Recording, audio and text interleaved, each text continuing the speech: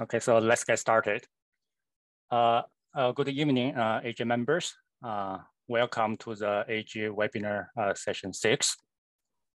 My name is Ying He. I'm from Nanyang Technological University, Singapore. And today I'm very glad to host 2 exciting talks on computer graphics. The first speaker is Professor Hongbo Fu. Hongbo is a full professor in the School of Creative Media, City University of Hong Kong. His primary research interests fall in the fields of computer graphics and HCI.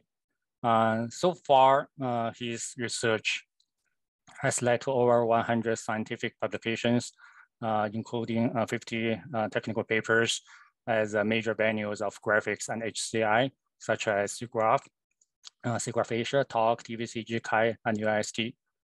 So Hongbo's recent works won the Best Demo Awards as an Emerging Technology Program, SIGGRAPH Asia, in both 2013 and 2014.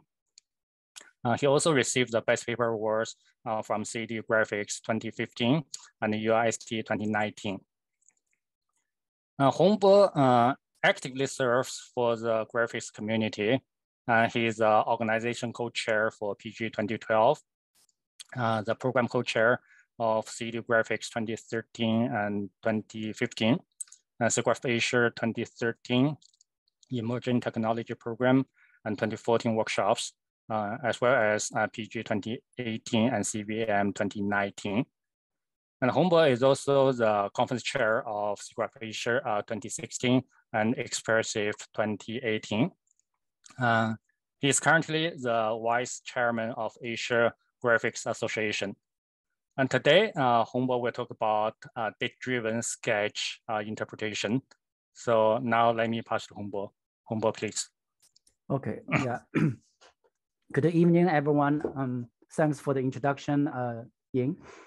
And it's my great honor to share my research through this great platform. So today, I'm going to basically share some of my recent research projects, mainly focusing on the sketch understanding. So I'm currently working in the School of Creative Media. This school is pretty much more like an art school, but our school also emphasizes the technical aspect of the creative media industry. So that's why we have about 8 colleagues working in the graphics and HCI fields. So if you are looking for PhD positions or RA positions in these areas, you are welcome to check out the web pages of our colleagues. So sketching, why I'm interested in sketching, because sketching provides very simple way to express just my idea or our ideas. And sketching is also is very useful to depict 2D or 3D shapes. And so we use sketches a lot during the human communication. And because as human beings, we can easily understand the complex shapes from the sketches. So a long standing question in the research community is whether we can teach machines to understand the sketches as human beings do. But this is generally very challenging because the input sketches, just as shown on the left-hand side, and are typically very sparse, and also sometimes they're very messy. And besides the strokes depicting the key shape and the structure of the underlying object, it also contains like supporting lines, like for scaffolding purposes. And also, the sketches often exhibit different levels of abstraction and deformation. So as a human being, as a human viewer, we can easily identify, okay, there's a car there, but it is often challenging for machines to just to do a similar task. So in this talk, I'm trying to address this problem by introducing but introducing some of my recent works on this topic. I'm trying to I think not completely address this problem, but partially answer some of the key questions involved in this problem. So first, okay, given a sketch, what is it? So this is a problem of sketch recognition, or I think it's considered a sketch classification problem. And next, okay, given the sketched object, what are the components inside this sketch? And this problem is considered as sketch segmentation and labeling. And third, what is underlying 3D shape? So the key here is to reconstruct or estimate the 3D shape of the underlying object. Lastly, what is the possible photorealistic object? So this is a problem known as sketch-based image generation. So all these problems are ill-posed. We need additional cues or prior knowledges to make the problem well-defined. So here, please note that the sketches I'm talking about here, they are 2D sketches. So that's why there's one missing dimension to get the 3D information. So later on at the end of my talk, I'm going to briefly touch 3D sketches as well. If we are given 3D sketch as input, then of course the problems we are facing will be very different. And given the ill-posed nature of those problems, generally we need additional cues, and those cues can potentially be derived from existing observations or data, like existing sketch data, image data, or model data, for example. So with the availability of such data, we can try to formulate those problems as a data-driven sketch understanding problems. So next, I'm going to briefly introduce my attempt to those questions or tasks, just one by one, but just in kind of like I will give you an overview of the research I have done. But for more details, please refer to the papers. So first is the data-driven sketch recognition. So in this task, the goal is to, in fact, given a sketched object, we would like to know the category of this object. So in this sense, the problem is maybe better considered as a sketch classification problem, because we are more interested in understanding the category or class of a sketched object instead of the instance of the sketch. So those examples are from the TU Berlin dataset that was proposed by its et al. At SIGGRAPH basically 10 years ago. And this is one of the commonly used dataset. So because we are going to explore data-driven approaches, so the availability of such sketch data is very important. So another commonly used dataset is the quick draw dataset. This was created by a team from Google and through an interesting online game platform. And so this is a super larger scale dataset. It involves 50 million of doodles, but compared to the quick draw, this dataset, the sketches in dataset are more abstract and involve few numbers of strokes. So that's why they are called doodles. And so those two datasets will be used in my research, and also I think in many other the research on sketch understanding by others.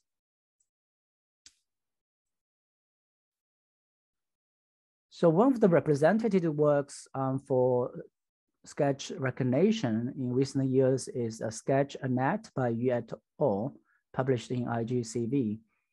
And in their approach, they take a sketch as bitmap image, And then they try to apply a CNN model to do the classification. But to handle the various levels of abstraction and deformation, so they propose to just use a very, I think, a good idea of data augmentation. So given the input sketch, they try to use stroke removal to simulate different levels of abstraction, and then sketch deformation to simulate the different levels of deformation. And in this way, their method, because the method will see the sketches of different levels of abstraction deformation during the training stage. So their method can be generalized well. And they achieve very impressive performance and achieve the recognition accuracy of 77 point, basically almost 78% on pure Boolean. And then for the first time, surpassing the human performance, recognition performance. We also try to address this problem, but our approach is from a different observation. So we focus on just like TU Berlin and then the quick draw. The sketches are in fact a stroke-based representation. So that means each sketch contains maybe several or dozens of strokes. And in the previous SketchNet, they simply just take the sketch as a bitmap.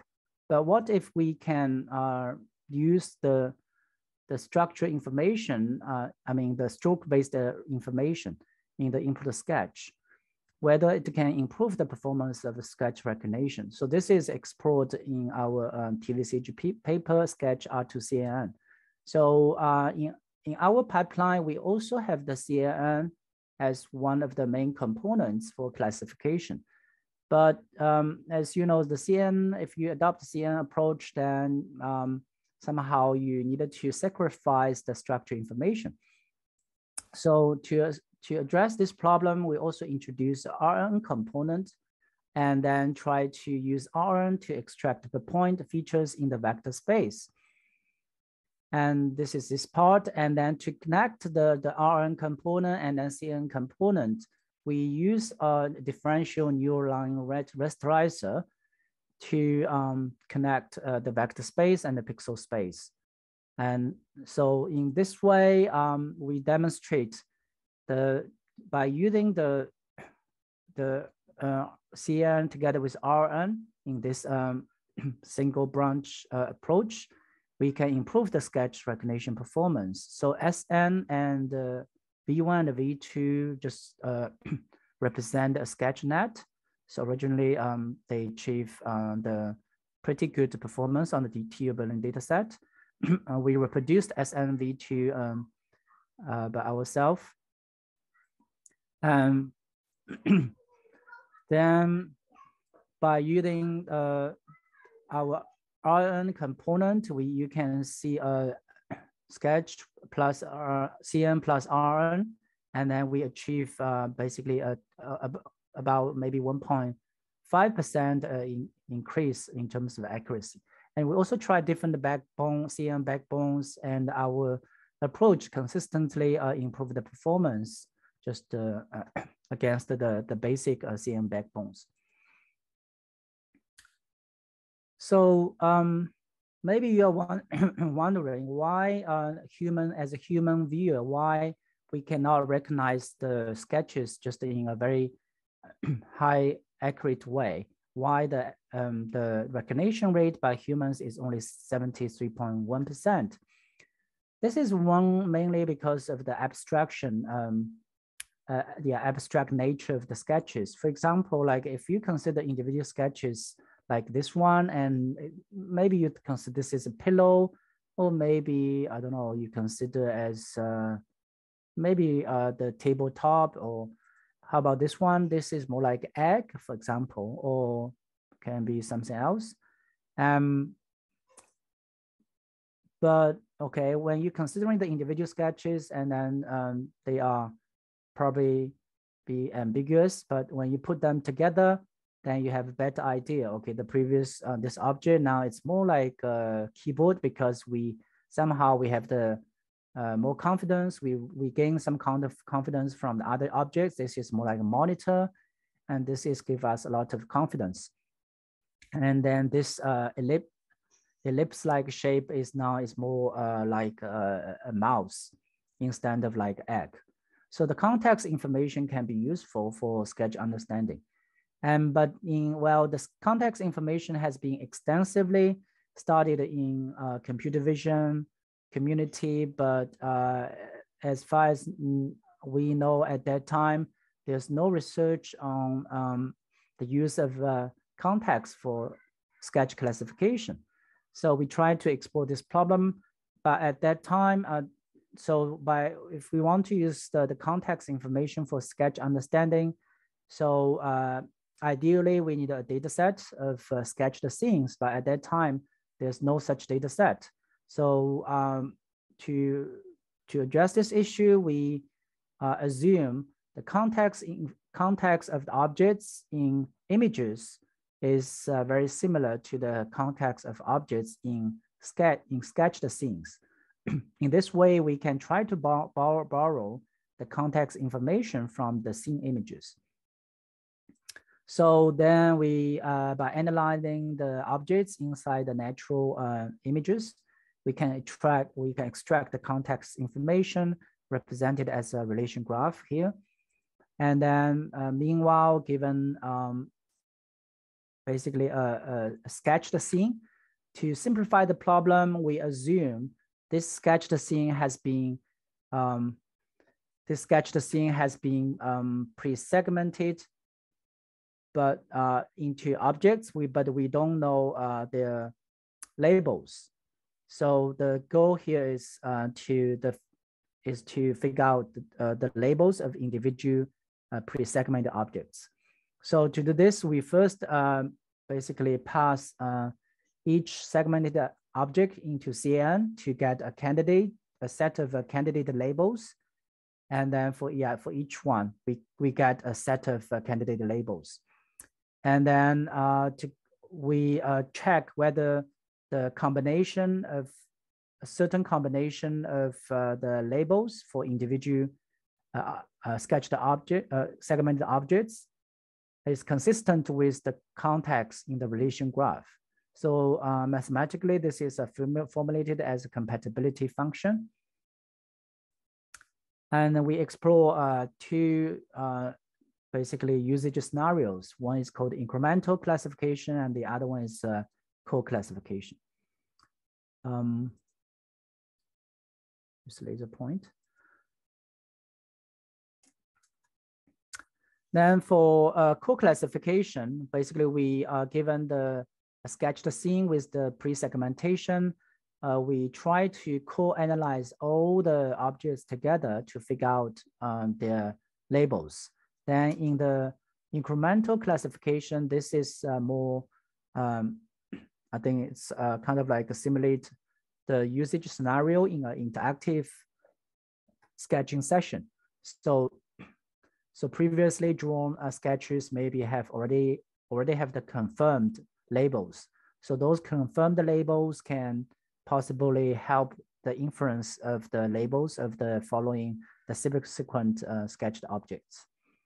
So as you can see, okay, the labels inside the parentheses, they are the inference without using the context, and then those labels outside the parentheses are the labels with the context information. You can see basically the context information can help to correct the labels in various cases. For example, like this bush example, you can see this bush is very similar to the cloud in terms of the shape, but because of the context, we can correct the label from the cloud to bush. And similarly, the context information can also help in the scenario of incremental classification. So such approach can potentially be benefit like for like sketch-based for sketch to photo like work. So next, I'm going to introduce data-driven sketch segmentation, the labeling. And this problem basically comes somehow was motivated by the previous task, because in the last context-based sketch classification, we assume the availability of the pre-segmentation of the sketched scene. But what if those pre-segmentation originally was manually done? But whether we can automatically segment input sketch from like a sketched scene into a set of objects, or a sketched object into a set of parts. So in this task, we mainly focus on the later case. We were given a sketched object. We would like to segment the sketched object into semantic parts. Then we are also interested in infer the corresponding labels. So we have explored multiple solutions to this problem. Our first attempt was to use the segmentation information from 3D models. So because at that time in 2014 or a couple of years before that, the research community, particularly in the the geometry community, they have been exploring, they were exploring how to segment a set of objects under the same category into just a consistent segmentation. So there's some data set, shape data set with consistent segmentation. So we are interested in transfer the segmentation from 3D models to the sketched object. So the data here is basically those 3D models and their corresponding segmentation information. We take in our first attempt, we take a very geometry approach, given the input sketch, and then sorry. Given the input sketch and then a repository of pre-segmented shapes, we would like to first perform local interpolation. This is basically a partial matching problem. So for example, we can try to fit, you can consider this is a local matching, local fitting problem given, for example, the back part. We try to fit the back into the sketch. Of course, because of the local interpolation, you might have multiple candidates as shown here. And for each part, you have multiple interpolations, local interpolations. So next, we would like to refine the results of local interpolation by using global interpolation, the second step. So this is essentially a combinatorial search problem. And we formulate this global interpolation problem as a mixed integer programming problem. So in our second attempt, we try to use a deep learning-based approach. Yeah, as kind of like a group, we are not really machine learning expert. So we mainly kind of like exploring the application of the existing or mature deep learning models to our problems. So the model we adopt is quite simple. Basically, it's a UNet structure, net architecture, and we prepare the training data paired sketch image, and then the models, we train the UNet to achieve the segmentation. And in this case, because the scene-based nature, we take our input image is considered as a bitmap image. And then because we also want to see the performance on the basically stroke-based representation, so we map the labels in the segmented bitmap image into the stroke-based representation. As you can see, So by doing this, you see like within individual strokes, you see kind of like inconsistent segmentation. So this motivated us to use to adopt a post-processing step. Basically, it's using multi-label graph cut, so that can improve the performance of segmentation. So this slide basically show you several representative results of our approach. And we also did quantitative evaluations, for example, on this Huang 14 dataset. This is basically the dataset we proposed in our Signal of Asia 2014 paper. We compared multiple our approach with multiple existing solutions. For example, MIP Menu and MIP Auto. They are basically our previous solution. In fact, we explored previously. We explored two versions. One with Menu camera, basically model alignment, and then we also explore Auto. And then CRF is a follow-up work, and based on conditional random field. So they achieved a 73.2%. Deep Lab is a classic image segmentation approach. And as you can see, our approach, the CAM-based approach without the graph cut, can achieve already significantly better performance than the existing approaches. And then with the graph cut, we can even basically improve the performance. This suggests that, okay, by using the structure or the stroke level information, we can basically improve the segmentation performance. This motivates us to further explore this problem by really exploring the stroke information in the deep learning basically network. This is a collaborative work with a group from Zhejiang University, and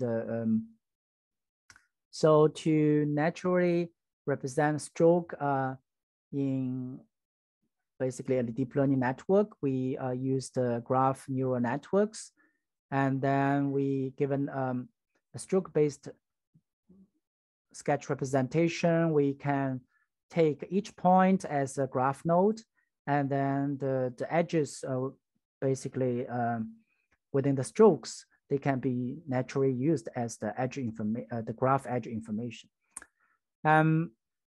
So besides the static edges we use here, the static edges are extracted from the stroke structure. And we also explore dynamic, basically the relationship between strokes. And so in this way, we can extract more global information. So the static edge information allow us to extract point level features, and then the global branch allow us to extract stroke level features, as well as the sketch level features. So together they are passed to the MLP for the final classification. So the results are pretty impressive, I would say, and basically significantly outperform the existing approaches. And we have done, this time, the evaluation basically was conducted on multiple data set. So next I'm going to introduce several works on 3D interpretation of 2D sketches. So this problem essentially is ill-posed because given input sketch, 2D sketch, there are unlimited number of possible interpretations. But as human beings, maybe we'll pick this one among those choices here. So the existing approaches can be probably categorized into two groups, reconstruction-based and then approximation-based. The reconstruction-based approach will generally respect the sketches as much as they can. So pretty much they use the sketches as hard constraints. in this way, they employ a less constrained shape space. So, and then approximation-based approach, they will use sketches more as soft constraints. And then they needed to have more constraints on the shape space to make the final problem more, I think, better defined. So one of the example of the reconstruction-based 3D interpretation of a sketch is the work by Ren et al. Presented at 3DV 2017. So in their work, they take a single view or multi-view sketch as input. They first use the encoder, and in case there are multiple views, there are multiple view decoders to translate the input sketch into the corresponding normal map and the depth map. And then there's a follow-up. So they merge those depths and then a normal map information into 3D models, and then with some fine tuning steps. And we have done something similar, and we called a sketch to normal map. And our work was presented at i3D 2018. And our goal is somehow is simpler than the previous one. We focus on the inference of normal maps from the single view sketches. We adopt conditional GAN architecture to address this issue, and because this inference, of course, will if there's no human intervention, the results might not be perfect. So we also support basically user input. And then during training, they are represented as the user specified normals at the specific points. And this is a video just to quickly show how our proposed method just works. We explored only the solution only on two categories. One is the basically four-leg animals, and as well as the chairs data set. So you can see the user can manually specify the normals for specific points and to refine the results.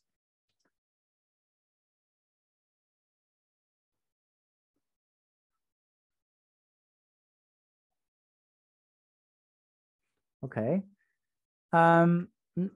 Next, let me just give you a few examples that fall into the approximation-based 3D interpretation.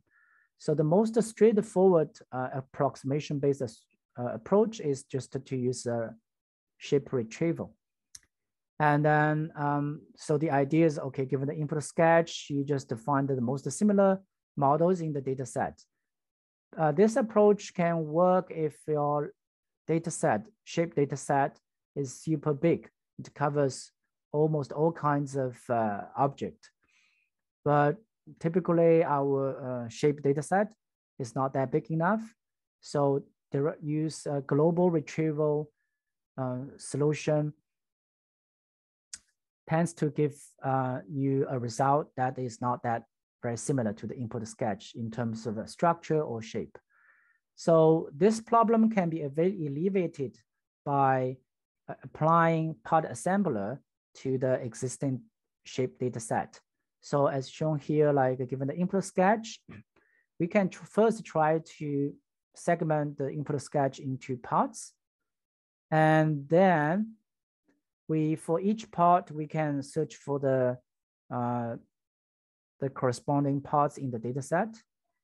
And then once we have those models with the corresponding parts, then we can try to assemble those selected parts into the final model. So this is a part assembler approach. So this approach generally will give you, I think, will return a result that is more similar to the input sketch. But of course, in this case, even use the part assembler, then the shape space basically is constrained by a set of the part level recombination of a given data set.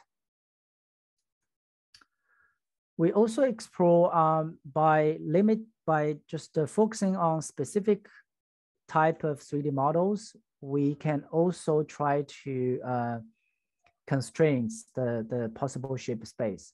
For example, in this collaborative work with Xiao Guanghan from a Chinese University of Chinese University of Hong Kong at Shenzhen. So we focus on modeling animal heads by using sketches. So because those animal heads typically have their structure are typically like similar to a sphere. So they are basically homomorphic to a sphere. And then we can start with a sphere shape. And then we first apply a modified version of the pixel to mesh to get an initial model. And as you can see, the initial model basically has, I mean, it's globally, it's quite similar to the input sketches. So here our method can handle one view or two views, front and side views. So in the following steps, we try to just add more details to this M1, and we propose a view sphere alternating mesh enhancing component. Basically, it involves two subcomponents. First, we try to do the detail enhancement in the image space, and we also try to do the detail enhancement directly on the model surface. So by applying this view-based detail synthesis and then surface-based detail refinement in alternating way, iterative alternating way, we can add some details to the initial model. So because we start with the sphere and then our approach can somehow tolerate the errors in the input sketch. So we also try to, in the previous work, we focused on the animal heads. And similarly, you can focus on, for example, the modeling of hair, 3D hair. In this case, we use the shape space of the 3D hair is constrained by 2D or 3D orientation fields. The 3D here is constrained by the 3D orientation field, and 2D here can be constrained by 2D orientation field. So with this kind of assumption, and also with this kind of constraints of the underlying shape space, we can just devise an approach like this.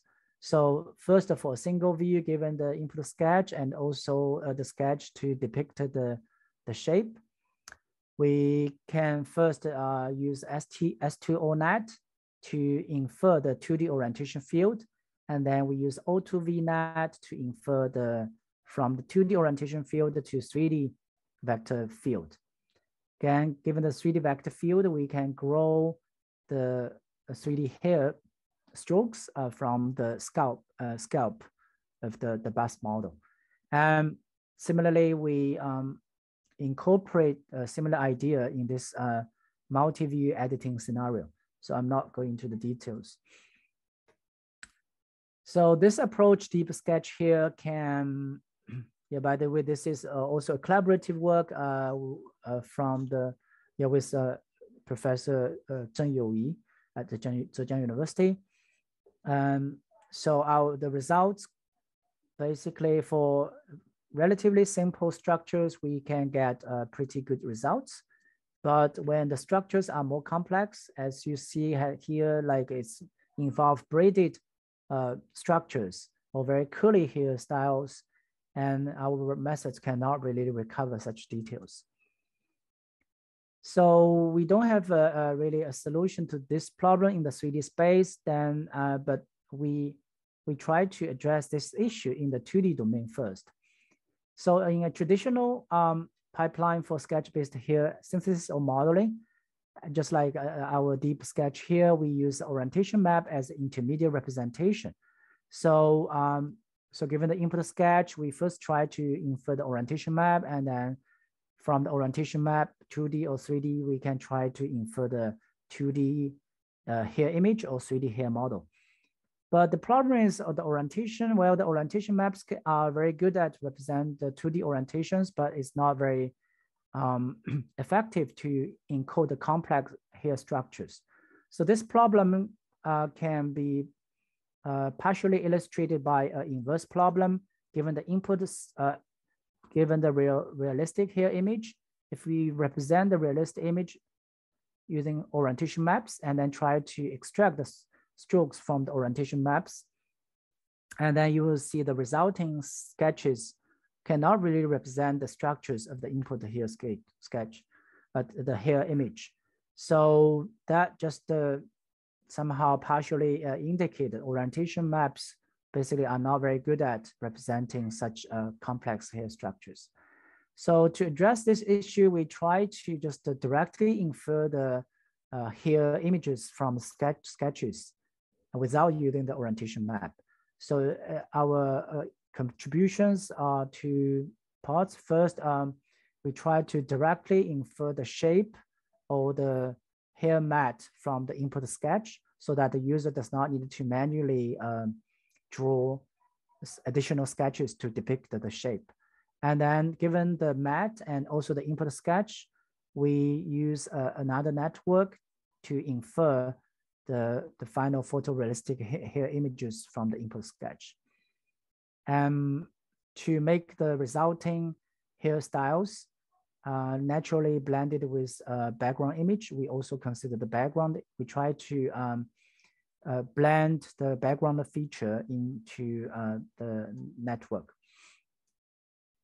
So to train such network, we constructed a data set involving 4.5K pairs of hair images and the sketches. We manually annotate the sketches from the collected images.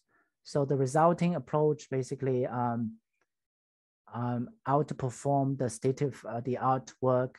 Basically, in this case, it's Michigan. In this slide, we also compared a couple of other approaches. As you can see, our approach can handle the local appearance change very well, as well as to handle complex structure, particularly braided hairstyles. Another example, so I think it's kind of like inspired by the approximation-based 3D shape interpretation of the sketches. We explored this idea in the 2D face image domain, and the shape space in this case is constrained by the underlying component space. So to do this, we decompose the face into multiple components, and then we try to learn the possible face component space for individual components, eyes, nose, mouth, and then the other part. And then we have the component space.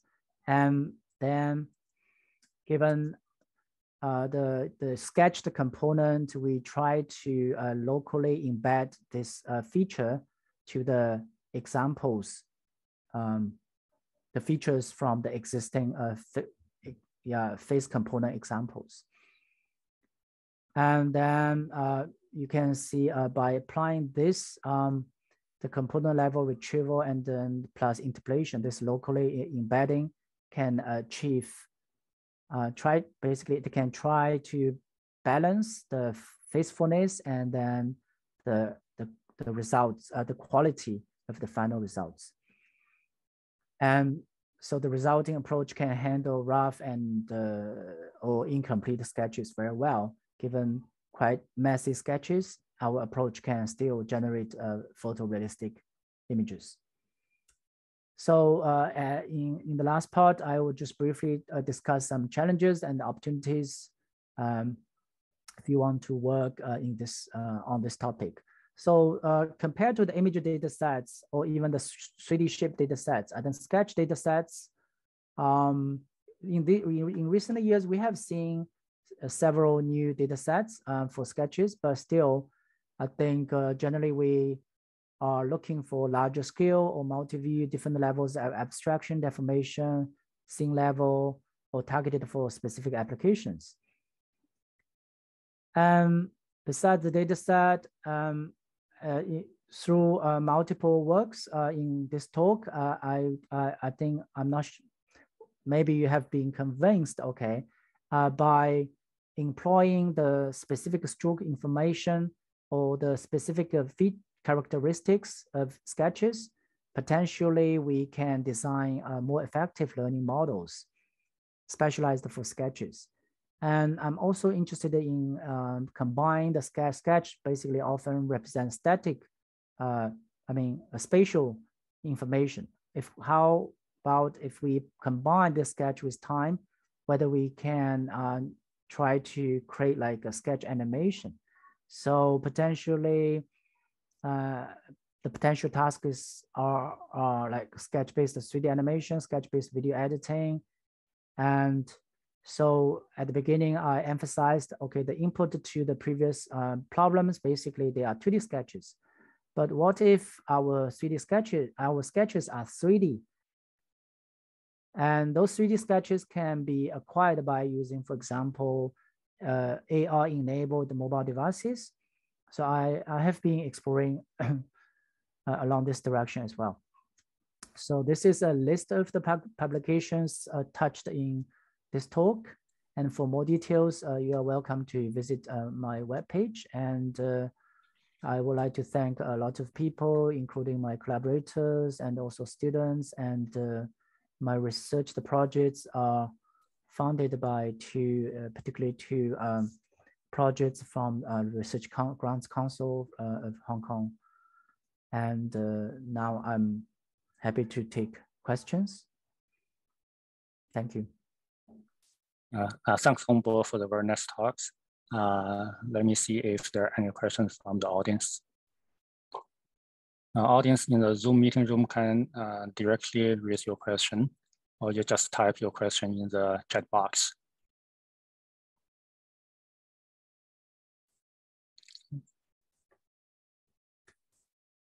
Okay, so I have a very short question on the data set. Okay, so as you know that, so data plays a very critical role in all data-driven approaches.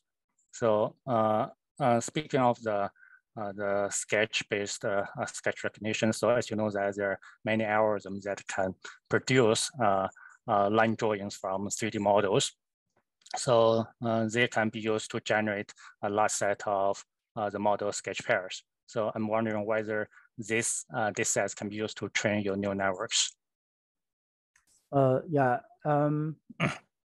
In fact, in the existing approaches and including ours, just like our approach for generating the animal heads, we already adopt this kind of approach for preparing the training data set. So given the 3D model, we can use like maybe the commonly used like suggestive contour to generate line drawing. And then they have a perfect basically correspondence. But the problem is, okay, as I said at the beginning of my talk, the freehand sketches, they exhibit just very different features.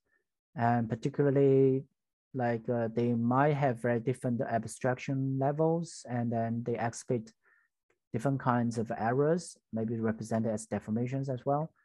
And so basically there's a domain gap between the freehand sketches and then the line drawings generated from the models or images. So that's why in my ongoing project, I'm also trying to better understand this gap, and then hope to have, maybe to inspire other works to fill the gap. Yeah, thank you. Okay, I see. Yeah, thanks, Hongbo.